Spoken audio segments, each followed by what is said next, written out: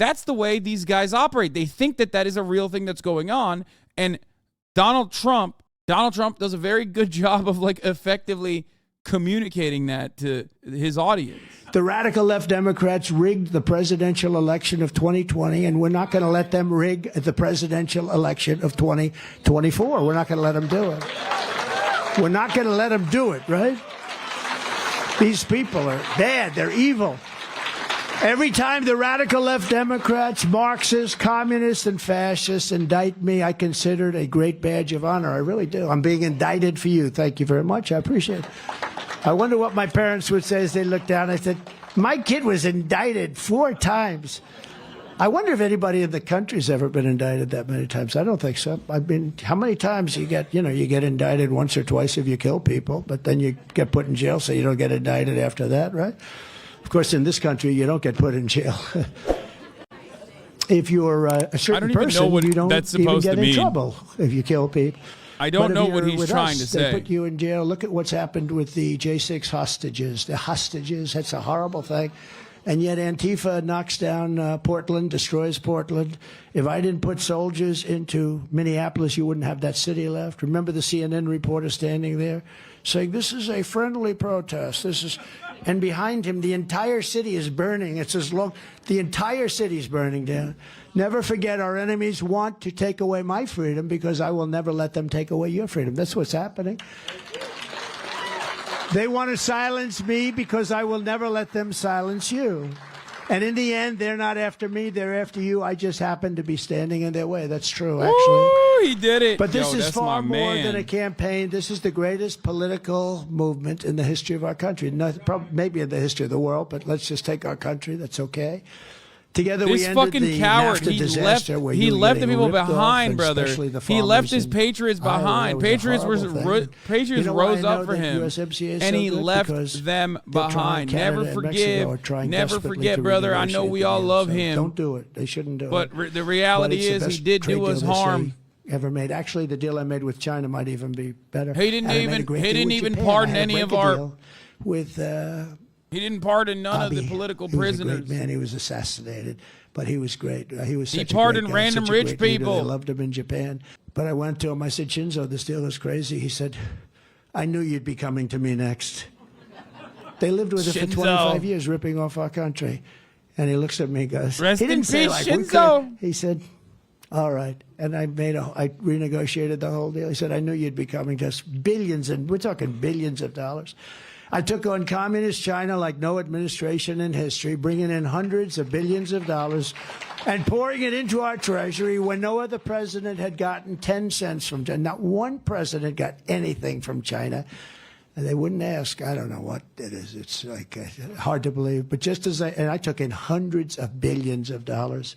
I would say they weren't fond of me. That's why a lot of people think that what happened with COVID or China virus was, a plan. I just don't think that. I think it was incompetence. I think the scientist came out to have lunch with his girlfriend, and she died, and then all of a sudden other people, and it just grew. I believe that was what happened, but who knows? I also said right from the beginning that I picked the location, right? I picked that location. I said, that's where the lab. It was the lab, and I knew certain things. Yeah, I invented this, by the way. Didn't, I'm sorry. It was a terrible thing.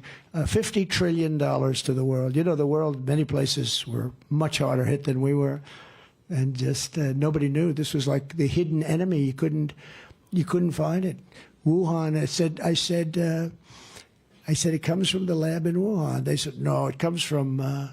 First they tried to blame France, then they tried to blame Italy. Remember, they tried to blame everybody. Then they said it comes from bats 2,000 miles away. I said, no, it comes from Wuhan. It comes from your stinking lab.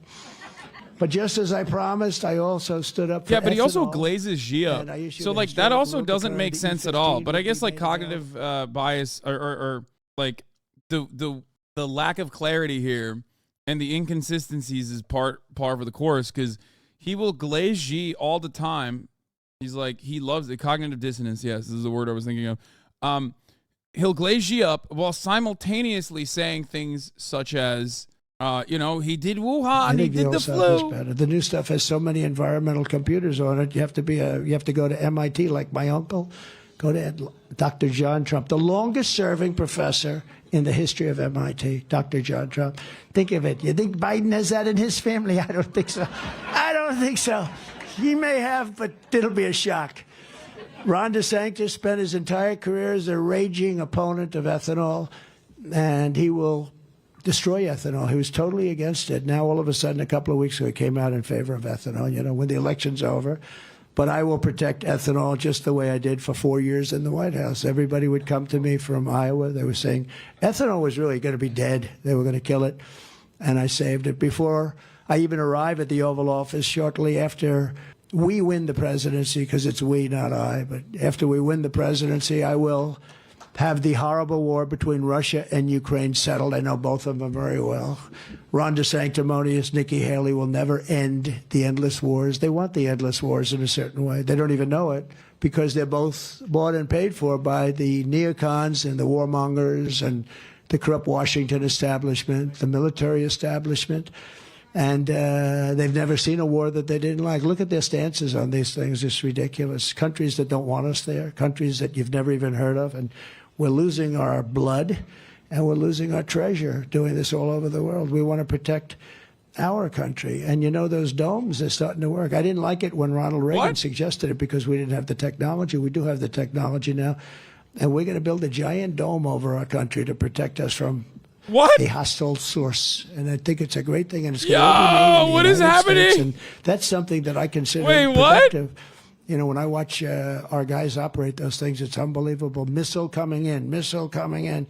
These geniuses sit down. Most of them are, Does Donald Trump think that America doesn't have like an identical system to the Iron Dome already in the United States of America? He was literally the president.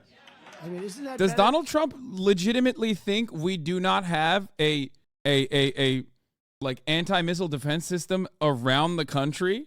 This is crazy. Unless he means like a physical dome. Unbelievable technology. Nikki Haley and Ron DeSantis both want to send your hard-earned money to bankroll endless conflict overseas. Just take a look at their votes. Take a look at Ron when he was a congressman. He had everything just as much as they wanted. He's ripping him. Ooh. Well, they support real cutting of benefits, substantial cutting of your benefits and services for American citizens, especially for seniors. Under my leadership, we will turn the page forever on those foolish, stupid days of never-ending wars. They never ended.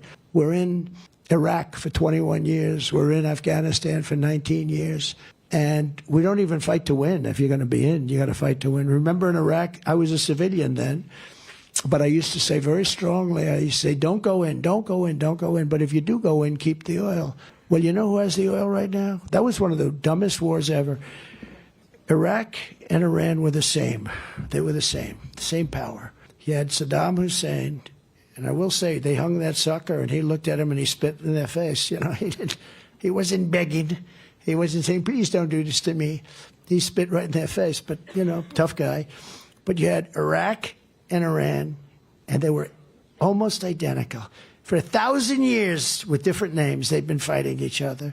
And one would move 3 feet this way, and then they'd move 3. But we didn't have to do anything because they basically, then they'd stop. They'd be exhausted after 3, 4 years. Then they'd start. This went on for hundreds of years. Then we go in and we obliterate one side. And now the other side's a great power. We should have never done that. We should have never gone into the Middle East. We should have never gone into the Middle East. And we didn't need to. We were in the Middle East for one very strong reason. We needed their oil. But we have more oil than they have. Trump arc. But we didn't use it. And maybe we didn't even know that. Maybe we didn't even know how much we have. But we have far more oil than they have. But we were in it for the oil. And we have to protect Israel, too. Second reason, we have to protect Israel. Hell yeah, brother. Let's even say that's the first reason. Maybe I'll say that's the first reason. Because we don't need their oil. It's funny when, you were totally energy independent under me. We're going to be energy dominant within a matter of months. We're going to be dominant all over the world. We were dominant. We went to number one. We were in 4th place. And after about a year and a half, we were number one. We passed Russia and we passed Saudi Arabia by a lot. But we were going to be number one for a long time. We were going to make so much money with that oil. We were going to send it all over. It's going to be great. Now these lunatic, radical left Green New Deal scammers are, the concept of oil is just so. It's our greatest form of wealth. I mean, what you can do with that, you'll pay off your $35 trillion in debt. You'll do things that you wouldn't have even believed possible. And we have the best oil, too. It's not just the quantity. We have the best. Canada has a lot, but it's very similar to Venezuela. It's tar, it's called the sand dunes.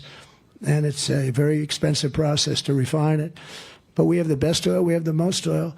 We will restore peace through strength. It can be done through strength. You don't have to necessarily send people to die. You have to be prepared to do things, but I think it'd be very unlikely we'd ever have to do it. I'll end Biden's inflation nightmare, save our nation from debt. I think there is very little percentage chance that anyone in this room is just like listening at this point and going, wow, he's so right. He's so real. I love him. There's just no way. Something that nobody has. China doesn't have it. China has everything they need for batteries, but they don't have a thing called gasoline. And yet we're going to go away from that, and we're going to go right into the hands of China. How stupid are we? How stupid.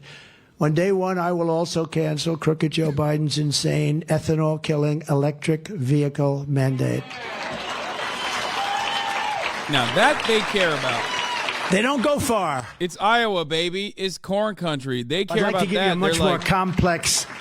I like dealing in complexity, but I'd like to give you a much more complex. They know that. They're like, hell yeah, ethanol, baby, more corn. More corn subsidies, please. Let's drive down and get some potatoes from Idaho. Well, sir, that'll be about 6 stops. Where's there a charger? Sir, there's a charger. We have to go approximately 100 miles up here. It's the craziest thing, I tell you, these people. And they want to take away your gas stoves. I have friends, they cook. A lot of people cook, and they like gas better. I don't know if it's better or not, but it seems to be better. It's better. They want to take them away. We're going to end all of that stuff on day one. Don't take it away, brother. Hey. The car man. You can pry my gas stove off and of if you my want to buy electric, you can buy electric. Hands, brother. You'll also Are buy you fucking kidding combustion me? engines, gasoline. You better not come for that goddamn gas you'll have stove. The combination, which is fine too. I like the combination actually better than I like all electric. But just as I did before, I'll appoint strong, highly qualified pro-Constitution Supreme Court justices who will interpret the law as written. In his previous term in office, Trump appointed 3 conservative judges to Supreme Court, giving SCOTUS a conservative majority, with 6 justices appointed by Republicans and 3 justices appointed by Democrats. These justices appointed by Trump played a very important role in overturning Roe v. Wade, as Trump said in 2016. Despite 60% of Americans believing abortion should be legal in all or most cases, overturning Roe v. Wade resulted in millions of women losing their right to have an abortion. Many women had to travel a lot to get an abortion. The biggest problem with this is that strict restrictions on abortion are associated with poorer access to health care for pregnant people and infants. This is why states with more abortion restrictions have higher maternal and infant mortality rate. And I'll direct a completely overhauled DOJ to investigate every radical, out-of-control prosecutor in America for their illegal, racist, and reverse enforcement of the law. And also, we're going to indemnify all police officers and law enforcement officials. I met a lot of great ones back there. All throughout the United States to protect them from being destroyed by the radical left lunatics that are running our cities and states. For taking strong actions on crime, because they can stop this crime. Not me, though. They're the loonies. Somebody told me the other day. We're normal. We have these stores in New York. You'd love to go. I used to love to go to them. You did like drugstores and grocery stores. Everything's now got glass on top. You want to buy aspirin, and you have to call a clerk, which takes you an hour. They come over, they open it. They open a door, and they give you and then they close it. Because if they leave the shelves open, the place will be raided. I mean, would anybody even think that's possible? We have to bring back law and order in our country. How do people listen to this and think Biden is incoherent? Because Biden can't go off the cuff like this. Into beacons of hope, safety, and beauty. What do you mean? Better than they've ever been. This is top dome. He's spitting top dome. He has like a teleprompter, but he's like freestyling on top of that. The problem is, I've said this already, Donald Trump is delusional, okay? But he's not delirious. Donald Trump is delusional. Biden is delirious. That's the difference. Donald Trump has been delusional from the jump. He's never been normal. His commentary has always been insane. Biden, on the other hand, comes across as, or is supposed to be the sane voice, because like when you listen to the Biden, when he can get his message out, yeah, it's a normal message. It's a good message even, right? Does he follow through on it? Well, that's besides the point. But if we're just simply looking at the optics of the situation, Donald Trump is insane but coherent. Biden is incoherent but sane. And unfortunately, when you are less coherent than the other party, ultimately, you know, they're looking at it and they're thinking you're not fit enough. And there's this narrative now where people are just like, where is this coming from? That people say Biden is like demented. Biden is demented. Is like, I wonder where this narrative is coming from. And it's like, bro, from our eyes and ears and brains that we see, like I'm sorry, this guy is insane, but he's very charismatic to an audience of equally insane people. People hear what he has to say and go, I like that. I'm so glad he's talking about the things that matter to me. Casing, like plastic windows that protect, I don't know, plastic windows that stop roving gangs of thugs from stealing laundry detergent at CVS. And I'm in Iowa in a town with 15,000 people. And of course, I never see that, but I see it on television. There's no black people in my vicinity, but I'm scared of black people and I see it on television. And I'm afraid of what's going on because in my mind, in big cities, like that's what's happening. Black people are getting together and they're creating gangs to specifically steal laundry detergent from the CVS. That's the way these guys operate. They think that that is a real thing that's going on. And Donald Trump does a very good job of like effectively communicating that to his audience. You know what I mean? And the women that fight are very tough, too. They fight against each other. But, boy, that will be a terrible thing. But that's what they're fighting. They want them to fight. Look at the weightlifting. You know, the weightlifting came out. The record's like 150 pounds more. You know, I do it. Trump is insane and incoherent. Biden is sane depending on policies and sometimes sounds old, but I don't think he's incoherent for the most part. No, I think Biden is definitely. But, you know, not presidential. No, this is a big fissure in this community between, like, liberals and myself, like more lib adjacent community members of myself. Like, it's crazy that, like, I'm not going to sit here and act like what Donald Trump is saying is like good, okay, reasonable, or even sane. But on the dementia Olympics, if we're looking at Brandon versus Trump, yeah, Donald Trump comes across as more coherent. Donald Trump also has been doing nonstop campaign stops again. If you want to compare Biden's current energy to where he used to be, look at how well of a retail politician Biden used to be. Back in the day, yeah, I know, I missed the Trump doing the transphobic weightlifting thing. He's doing the transphobia part of his rhetoric. Fighting is, can you imagine that? It'd be horrible. It's a horrible thing. A horrible thing. It's everybody knows. Look at some of these track and field records, you know. They're knocking them out by, like the swimmer. It lasted 16 years. She wants to swim. She's a great all-American swimmer. She looks left, she looks right, she looks left. All her friends, she's been growing up with these people. Like, you know, do you guys understand what I mean by this? Like, how do I describe it better? I have to sneeze. Oh, God. Hold on. It's got a bigger wingspan. Never mind. And I always say, in a joking manner, she suffered a terrible tragedy. She was very badly injured, right? Because he went by her so fast that she got tremendous wind burn, you know? He's going by her at a level. No, the whole thing, and he broke the record by many seconds. You know, this is a thing that stood like 1/100th of a second, and you know they break it by like 19 seconds. The whole thing. Can you imagine that you have to say you're going to keep men out of women's sports? Who would think that that's even possible to say? It's just crazy.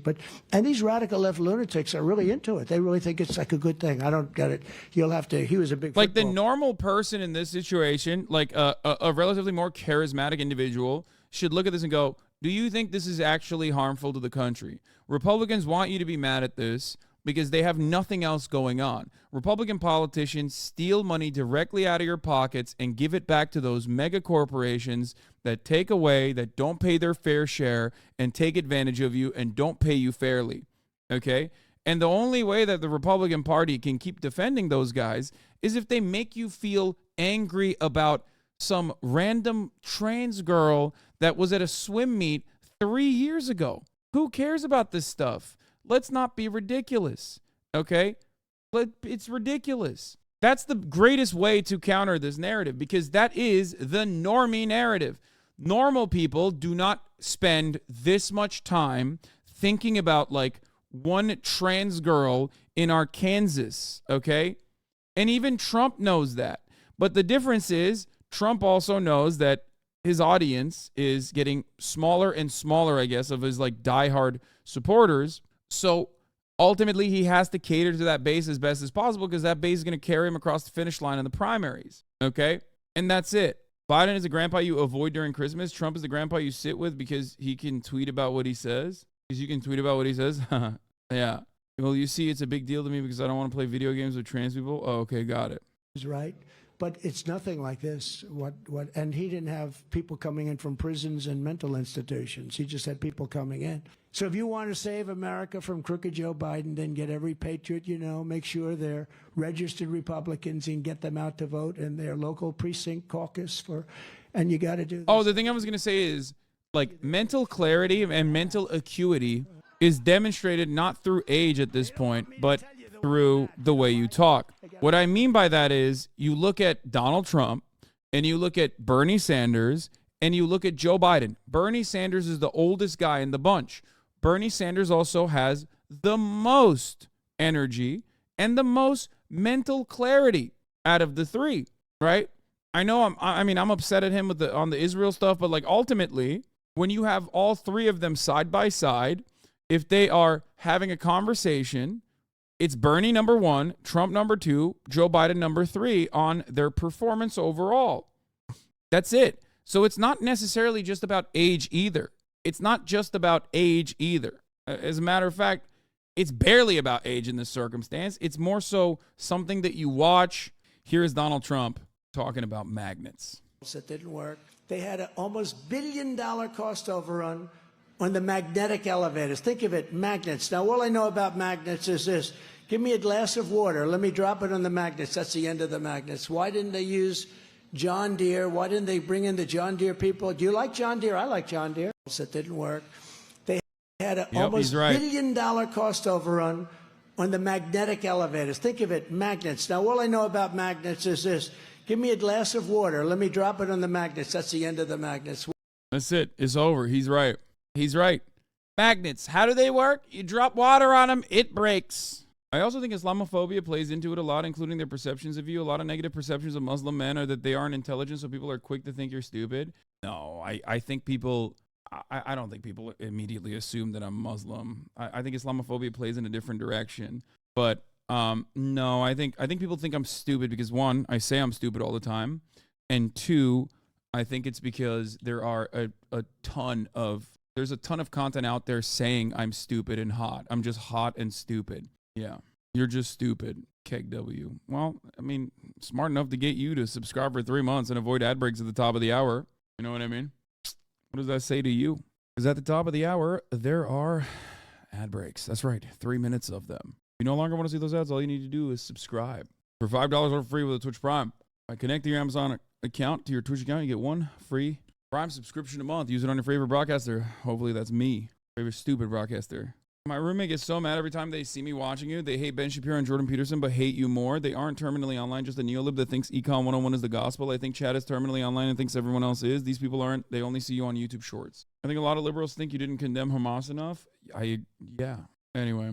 Like, that Trump magnet situation is a perfect distillation of all of the things I say about his commentary, right?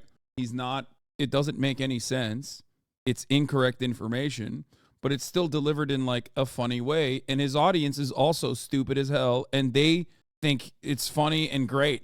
At a certain point, I think it comes down to fifis. Like it always comes down to fifis, right? And people like Trump, they think he's charismatic. They think he's rizzed up. People don't feel the same way about Joe Biden. And a big part of that is because he, unfortunately, it's something that he can't really change about himself. And it's just that he is not exactly all there in the same way that he used to be. Joe Biden of 10 years ago clears Trump so unimaginably hard, right? He does. There was someone in the chat showed a earlier Brandon video. If you have it, let's look at it. Where was it? There was like a Biden debate from like 10 years ago. Who was it? Who linked it? I think it was like maybe Antifa secretary or something. I mean, even this. But folks, let me tell you what I literally told every world leader I met with, and I've met them all. It's never, never, never been a good bet to bet against America. We have the finest fighting force in the world. Not only. Like this is the beginning of the downfall too. This is 2016. He's like starting to get real old at this point. Not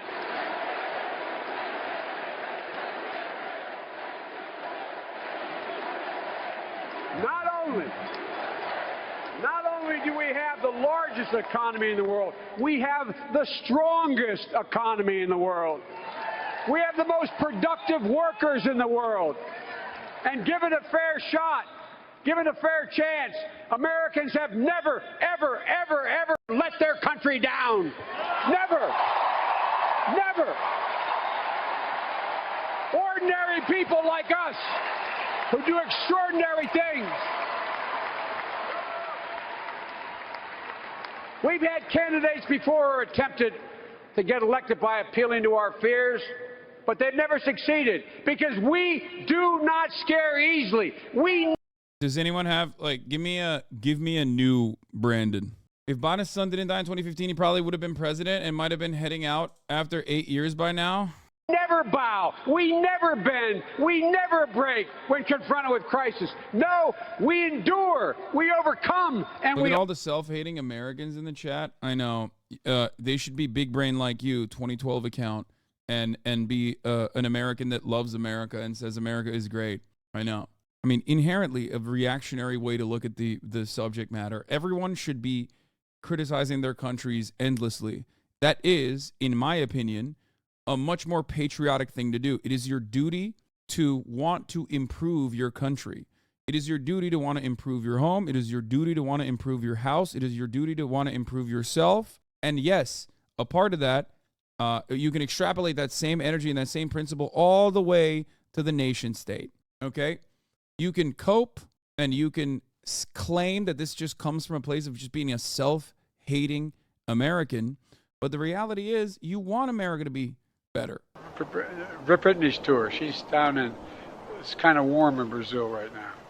Now, just to get here, Liberty and Bell had to beat some tough odds in competition. They had to work hard to show patience and be willing to travel over 1,000 miles.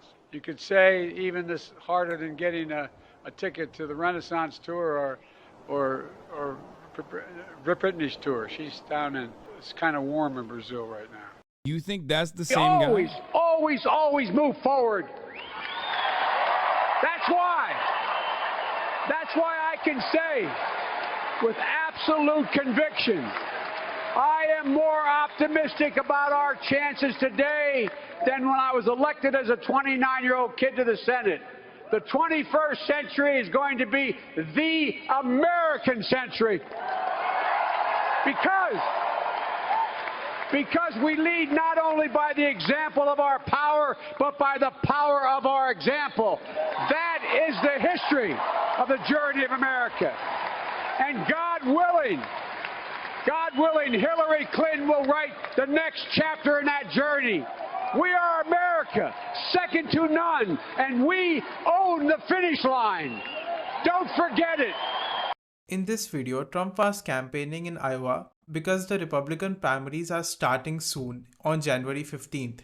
And the first state electing its delegates is going to be Iowa. And the next state primaries will be held in New Hampshire. Now Trump is leading by a lot and has a huge lead above everyone else. But his biggest challenge is his court cases. And nearly a quarter of Trump voters say that he shouldn't be nominated if he is convicted. So Trump probably wants to win the Republican nominations as soon as possible so that there is no complication in his nomination even if there is a significant development in any of his court cases. whoever wins the majority of delegates in Republican primaries will be declared the Republican Party's presidential nominee. More than 70% of all the delegates will be allocated end of March, so Trump probably wants to wrap the Republican primaries by the end of March. If you enjoyed the video, then hit the like button and subscribe to this channel. I will upload more videos like this, and thanks for watching.